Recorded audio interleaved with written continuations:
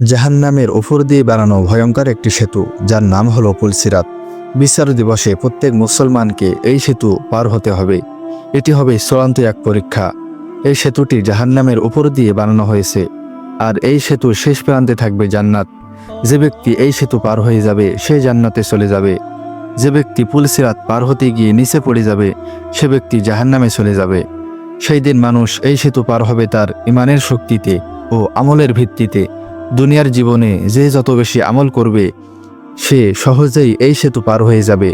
মুমিন ব্যক্তিরা এই সেতু আলোর গতিতে পার হয়ে যাবে, আর কিছু মুমিন ব্যক্তিকে ফেরেশতা এসে সাহায্য করে পার করে নিয়ে যাবে।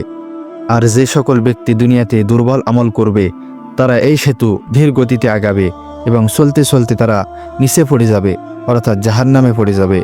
একবার চিন্তা করে দেখুন, আপনি এমন একটি ব্রিজ পার হচ্ছেন যার নিচে দাউ দাউ করে আগুন জ্বলছে। এই দৃশ্যটা কতটা ভয়ঙ্কর হতে পারে। ভিডিওটি ভালো লাগলে আমাদের চ্যানেলটি সাবস্ক্রাইব